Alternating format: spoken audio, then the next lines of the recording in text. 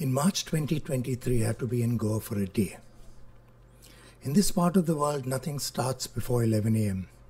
And so I had a good few hours of birding in my backyard. There is always some activity or the other going on here. This may be either at the water baths, at the far end of the yard, like this white-browed bulbul, or in the surrounding trees, like this white-rumped munia. If nothing else, the sunbirds never fail to disappoint at the hibiscus bushes, like this eclipse-maiden Lotan's sunbird that had only partially attained his breeding colors. Droves of small minivets systematically work the silk cotton trees for insects and other tasty morsels. The females are a dull grey, while the males have this beautiful reddish and orange tinge on their chests and on their rumps. I got some nice sightings of other common birds like the spotted dove, the grey-breasted pyrenea, and a host of others. Orioles too are regulars. The two species that visit often are the Indian golden oriole and the black-hooded oriole. The one thing that most of them had on their mind was food.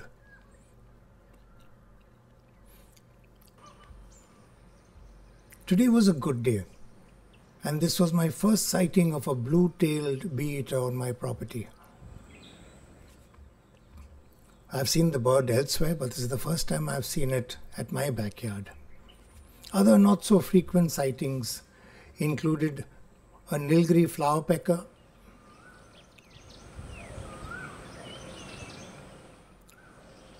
and a white-bellied cuckoo.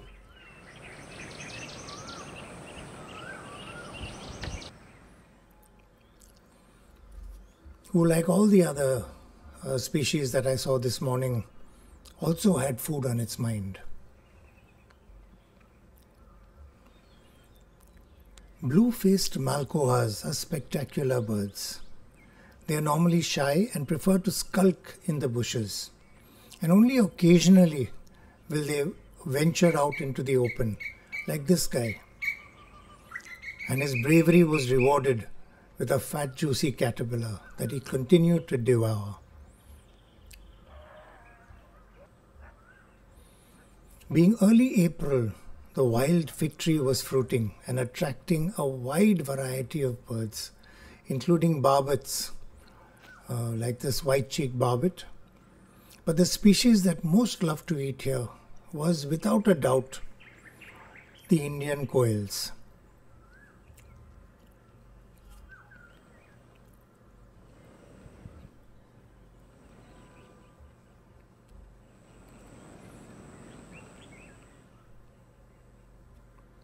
The search for food was not only in the trees, but on the ground as well.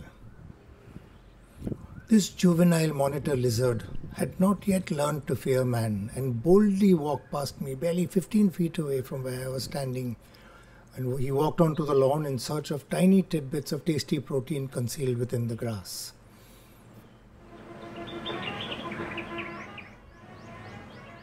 Nourishment, however, seemed to be the last thing on the minds of this pair of red-whiskered bulbuls. They were busy building their nest. The male, I am assuming, kept watch a short distance away on one of the branches, while the female very warily made her way under cover of bushes towards the cycas near the front porch where the nest was being constructed. Her cautious approach was not without reason. This female quail abruptly seemed to lose interest in the fruit and began to show an inordinately keen interest in what the bulbuls were up to.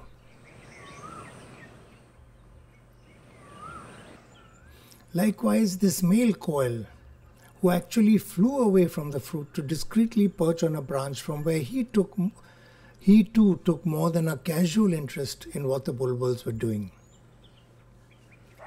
Quails are members of the cuckoo family who practice brood parasitism. They lay their eggs in another bird's nest, tricking the latter into bringing up the chicks. The focused attention that the coils were directing towards the nesting bulbuls did not augur well for the well-being of the bulbul chicks.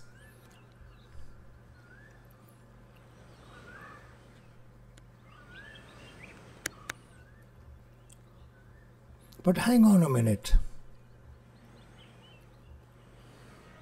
In the midst of all this, there seems to be some disagreement among Mr. and Mrs. Coel. Could it be that the male wanted the missus to lay her eggs in the bulbul nest and get it over with, while the female had her own doubts and vehemently opposed the move, reluctant to trust her babies with the tiny bulbuls? Well, I'm off tomorrow, but I can't wait for my next visit in a month's time. Will I get to see a happy bulbul family? Or will the bulbuls be struggling to rear chicks that are more than twice their size? Stick around this channel if you are interested in finding out.